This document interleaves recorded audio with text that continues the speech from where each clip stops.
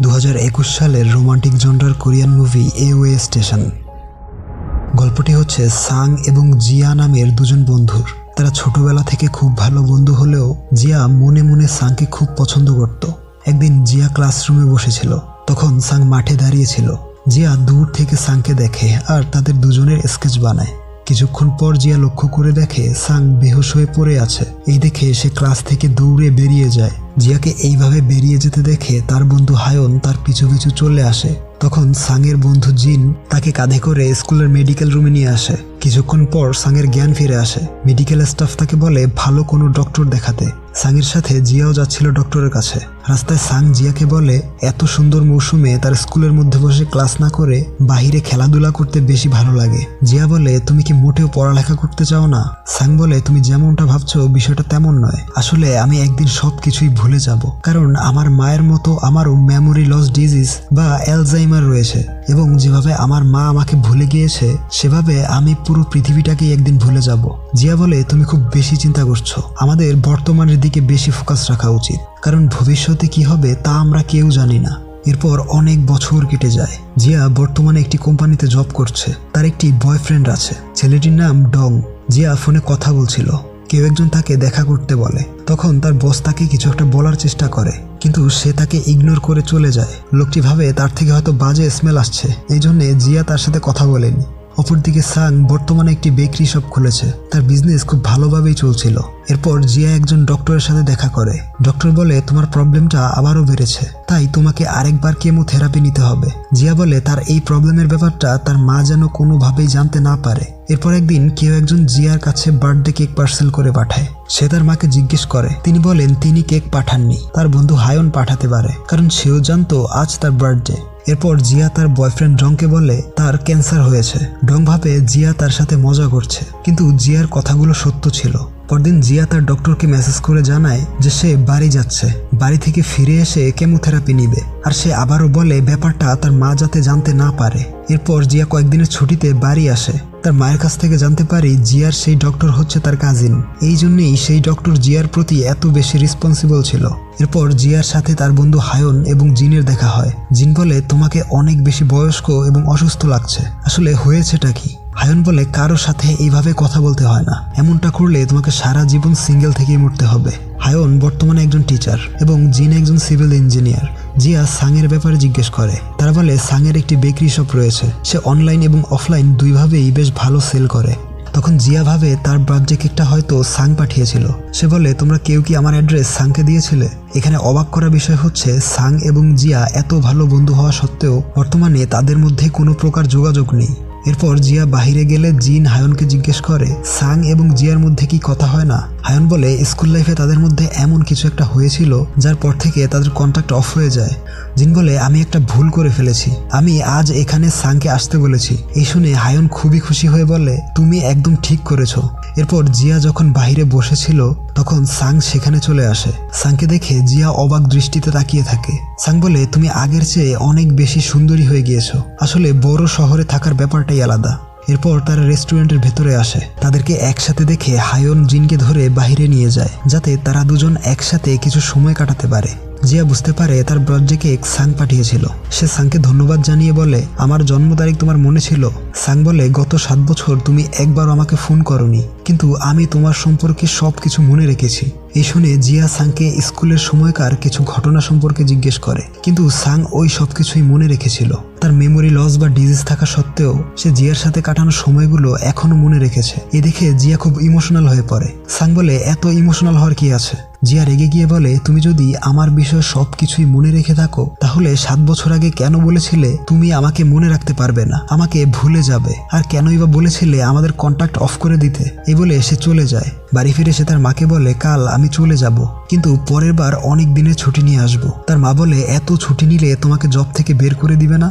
জিয়া বলে তাহলে অন্য কোম্পানিতে জব নিয়ে নিব, টেনশন করতে হবে না। পরদিন অফিসে গিয়ে সে তার বসকে রেজিগনেশন লেটার দেয়, বলে সে চাকরি ছেড়ে দিতে চায়। এই শুনে তার বস খুব অবাক হয়ে জিজ্ঞেস করে জবটা ছেড়ে দিবে কেন? তখনই জিয়া ডংকে দেখতে পায়। তাকে দেখেই সে পালাতে শুরু করে, কিন্তু ডং তাকে দেখে কথা বলতে চায়। জিয়া তাকে মানা করে দেয় যে প্লিজ আমার সাথে আর কথা বলার চেষ্টা করো না। এরপর জিয়া তার সমস্ত জিনিসপত্র নিয়ে তার মায়ের বাড়ি চলে আসে। এই দেখে তার মা জিজ্ঞেস করে, তোমার কোনো সমস্যা হয়েছে? তুমি কি ঠিক আছো? জিয়া বলে, আমার কিছুই হয়নি, আমি শুধু ব্যস্ত জীবন থেকে একটু ব্রেক নিতে চাই। এরপর একদিন রাতের বেলা জিয়া সাংয়ের শপের সামনে দিয়ে যাচ্ছিল। সাং তাকে দেখে ডিনারের জন্য ইনভাইট করে। খাওয়ার সময় জিয়া তাকে বিভিন্ন কথা বলে টিজ করে, বলে যেহেতু তুমি এখন সিঙ্গেল আছো তাই আমার সাথে রিলেশনশিপে আসতে পারো, আমরা সেই সব জায়গায় ঘুরবো যেখানে আমরা ছোটবেলায় যেতাম। কিন্তু সাং তার সাথে যেতে রাজি হয় না। ওইদিকে জিয়ার মায়ের কাছে ডক্টর ফোন করে জিয়ার কন্ডিশন সম্পর্কে তাকে বিস্তারিত বলে তার খুব শীঘ্রই কেমোথেরাপি করাতে হবে। অপরদিকে বাড়ি ফেরার সময় জিয়া তাকে সরি বলে টিজ করার জন্য। বাড়ি ফিরলে তার মা তাকে বলে, এত বড় একটি সত্য তুমি আমার কাছ থেকে লুকিয়ে রাখলে কেন? এখনই হসপিটাল চলো। জিয়া বলে 2 বছর আগেই সে সার্জারি এবং কেমোথেরাপি করিয়েছিল, কিন্তু ক্যান্সারটা আবার নতুন করে দেখা দিয়েছে এবং এখন এর থেকে মুক্তি পাওয়ার আর কোনো উপায় নেই। সে তার মায়ের কাছে ক্ষমা চায় এ সবকিছু লুকানোর জন্য। এরপর জিয়া তার মায়ের সাথে মৃত ব্যক্তিদের স্মৃতি সংরক্ষিত রাখার একটি স্থানে যায়, যেখানে তার বাবার স্মৃতি সংরক্ষিত ছিল। সেখানে তারা অনেকটা সময় কাটায়। বাড়ি ফেরার সময় তার মা বলে, তুমি কি করতে চাও, কি খেতে চাও আমাকে বলো, আমি তোমার জন্য সব কিছু করব। জিয়া বলে, আমি ডেট করতে চাই, কাউকে খুঁজে নিয়ে আসো। এই বলে সে হাসতে থাকে। এরপর সে বলে, গতকাল সাংয়ের সাথে দেখা হয়েছিল, ছোটবেলায় আমরা কত ভালো বন্ধু ছিলাম তাই না? আমি তাকে প্রপোজ করেছি, কিন্তু সে রিজেক্ট করে দিল। স্কুলের সময়গুলোতে সে আমাকে খুব পছন্দ করত, কিন্তু জানি না এখন কেন এমন হয়ে গেল। সে তার বাবা মা দুজনকে হারিয়েছে, কিন্তু তারপরেও সে মানসিকভাবে কখনোই ভেঙে পড়েনি। আসলে তার চেয়ে বেশি আমি তাকে পছন্দ করতাম। এরপর জিয়ার মা সাংয়ের সাথে দেখা করে। তিনি জিয়ার কন্ডিশন সম্পর্কে সাংকে বলতে চাইছিল, কিন্তু তিনি কি বলবে তা বুঝে উঠতে পারছিল না। তিনি বলেন, আমি জানি তোমরা দুজন একে অপরকে পছন্দ করো, তোমরা রিলেশনে যাচ্ছ না কেন? এই বলে তিনি চলে আসে। দেখা যায় জিয়া আগের চেয়ে আরো বেশি অসুস্থ হয়ে পড়েছে। সে হায়নকে ফোন করে। হায়ন এই খবরটা জিনকে ফোন করে বলে এবং জিয়ার বয়ফ্রেন্ড ডং তার অসুস্থতার ব্যাপারে জানতে পারে। পরের সিনে জিয়া হসপিটালে ভর্তি ছিল। তাকে দেখার জন্য হায়ন ও জিন আসে। কিছুক্ষণ পর ডংও সেখানে চলে আসে। সে জিয়াকে উন্নত চিকিৎসার জন্য শহরে নিয়ে যেতে চায়। জিয়া বলে সে আগেই সার্জারি করিয়েছে এবং এখন তার হাতে হয়তো আর বেশি সময় নেই, তাই এই সময়টা সে তার ফ্যামিলি এবং বন্ধুদের সাথে কাটাতে চায়। জিয়ার এসব কথা সাং বাহির থেকে শুনতে পেয়ে খুব কষ্ট পায়, কারণ কয়েকদিন আগেই জিয়া তাকে প্রপোজ করেছিল, কিন্তু সে তাকে ফিরিয়ে দিয়েছে। এই ভেবে সাং তার সাথে দেখা না করেই বেরিয়ে যায়। সে নিজেকে ক্ষমা করতে পারছিল না। অপরদিকে জিয়ার মা ডক্টরের সাথে কথা বলছিল, জিয়াকে আরেকবার কেমোথেরাপি করানো উচিত। তখন জিয়া এসে বলে, আমার জায়গায় তুমি হলে কি করতে? নিশ্চয়ই ফ্যামিলি এবং বন্ধুদের সাথে সময় কাটাতে, তাই না? দয়া করে আমাকে তাই করতে দাও। এই বলে সে তার মাকে নিয়ে বাড়ি চলে আসে। পরের সিনে জিয়া এবং সাং একটি লেকের পাড়ে দাঁড়িয়ে কথা বলছিল। তখন সাং তাকে প্রপোজ করে। এই কথা জিন শুনতে পেয়ে সবাইকে বলে দেয়। সেখানে তারা সকল বন্ধুরা মিলে আড্ডা দিচ্ছিল। এরপর সিনে সাং জিয়াকে তার শপে নিয়ে আসে। সেখানে সাং এবং তার বন্ধুরা মিলে জিয়ার জন্য সারপ্রাইজ রেডি করে রেখেছিল। শপে ঢুকেই সাং জিয়াকে বিয়ের জন্য প্রপোজ করে। জিয়া বলে, তুমি কি পাগল? গতকাল আমাকে গার্লফ্রেন্ড বানালে আর আজকেই বিয়ের জন্য প্রপোজ করে দিলে। সাং বলে, আমরা গত 20 বছর ধরে একে অপরকে পছন্দ করি, তাই আমরা চাইলে যে কোনো সময় বিয়ে করতে পারি। গত 7 বছর আমি শুধু তোমার কথাই ভেবেছি। জিয়া বলে, কিন্তু আমি তোমার কথা ভাবিনি। স্কুলের সময়ে আমরা অনেক ছোট ছিলাম, তাই ওই পাগলামোগুলো এখন আর করো না। কিন্তু সাং তার সিদ্ধান্ত নড়চড় করে না। সে বলে, তুমি কিসের জন্য এত ভয় পাচ্ছ? আমি তোমাকে ভুলে যাবো এই জন্যে, নাকি তোমার কাছে আর বেশি সময় নেই এই জন্যে? এই শুনে জিয়া রেগে গিয়ে সেখান থেকে চলে আসে। বাড়ি এসে তার মায়ের উপর খুব রেগে যায়। বলে, তুমি সাংকে আমার ক্যান্সারের ব্যাপারে কেন বললে? তুমি কি চাও আমার মৃত্যুর আগ পর্যন্ত সাং আমার সাথেই থাকুক? আমার মৃত্যুর পর তার কি হবে তা ভেবে দেখেছো? সে ছোটবেলায় তার পরিবারকে হারিয়েছে। আমাকে হারানোর ব্যথাটা আমি তাকে আর দিতে চাই না। তাদের কথাগুলো বাহির থেকে হায়ন শুনতে পায়। তার ধারণা ছিল না জিয়া এতটা খারাপ সময়ের মধ্য দিয়ে যাচ্ছে। পরদিন সাং জিয়াকে বলে, তোমার মতো আমি একটি কথা সবার থেকে লুকিয়ে রেখেছি, সেই কথাটা আজ আমি তোমাকে বলতে চাই। এই বলে সে জিয়াকে তার ঘরে নিয়ে আসে। ঘরের ভেতরে সব জায়গায় নোটস লাগানো ছিল। সে তার ডায়েরিটা দেখিয়ে বলে, এটা আমার প্রতিদিন পড়তে হয় যাতে তোমাদেরকে ভুলে না যাই। সাং আরো বলে, তার মায়ের মতো তার মেমোরি লস ডিজিজটা দিন দিন বেড়েই যাচ্ছে এবং এক সময় এমন হবে যে সে আর কাউকেই মনে রাখতে পারবে না, কিন্তু সে প্রচুর চেষ্টা করে যাতে সবাইকে ভুলে না যায়। সে আরো বলে, তোমার মতো আমার কাছেও আর বেশি সময় বাকি নেই। খুব শীঘ্রই হয়তো আমি সবাইকে ভুলে যাব। তাই এত বছর পর আমি তোমার বার্থডে কেক পাঠিয়েছি, কারণ আমি জানি হয়তো পরের বছর আমি আর তোমাকে মনে রাখতে পারবো না। তখন জিয়ার মনে পড়ে সাং একদিন বলেছিল যে তার মা শেষ পর্যায়ে এসে তাকেই ভুলে গিয়েছে। এইসব ভেবে জিয়া মন খারাপ করে চলে যেতে নেয়। সাং তাকে পেছন থেকে ডেকে বলে, আমরা কেন এক হতে পারবো না? তুমি আমাকে বারবার রিজেক্ট করে দিবে আর আমি বারবার তোমাকে প্রপোজ করে যাব, কারণ তোমার রিজেকশনগুলো আমি মনে রাখবো না। তখন জিয়া বলে, আসলে আমি তোমাকে আর কষ্ট দিতে চাই না। সাং বলে, তাতে কি, একসময় আমি ভুলে যাব কষ্ট কি জিনিস, তাই তুমি এসব নিয়ে আর চিন্তা করো না। কিন্তু সে তাকে মানা করে চলে যায়। বাসায় তার মা তাকে বোঝাচ্ছিল, বলে তুমি তাকে অ্যাকসেপ্ট করছো না কেন? জিয়া বলে, বাবার মৃত্যুর পরে তোমার সাথে আমি ছিলাম, কিন্তু আমার মৃত্যুর পরে সাংয়ের সাথে কে থাকবে? সে তো একা হয়ে যাবে,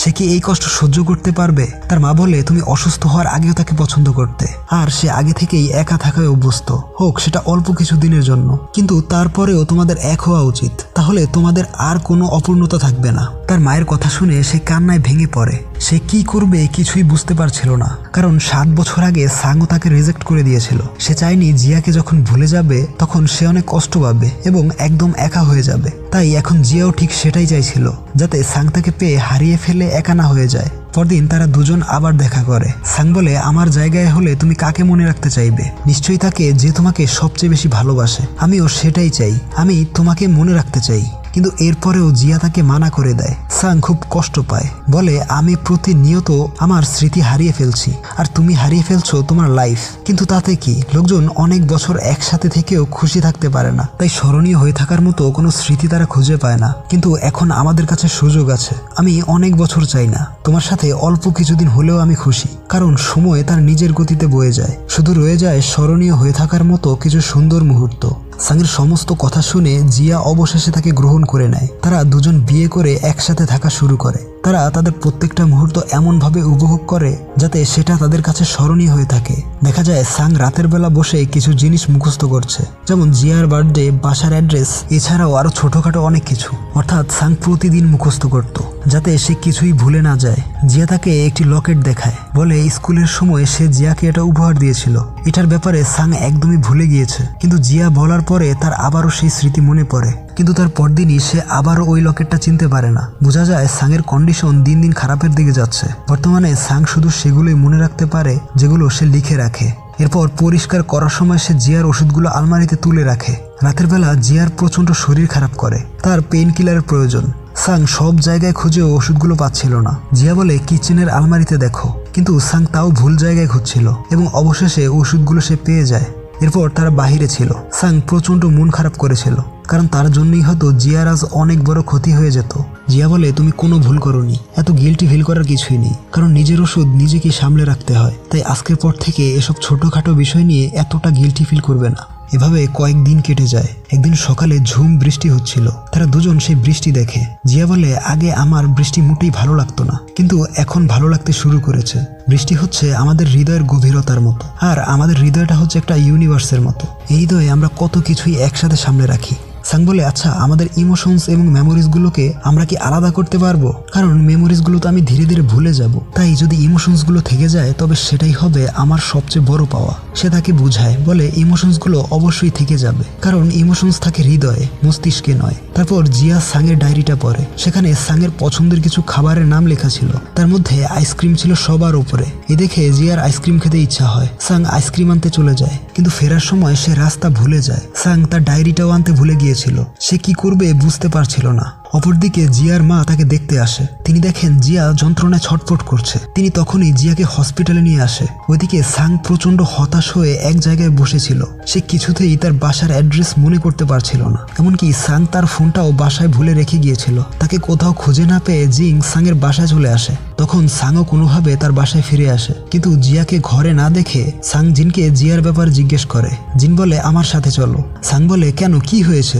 জিন কেঁদে ফেলে, বলে, সে আমাদের ছেড়ে চলে গিয়েছে। সাং বলে, কোথায় গিয়েছে? চুপ করে আছো কেন, বলো, কান্না করছো কেন?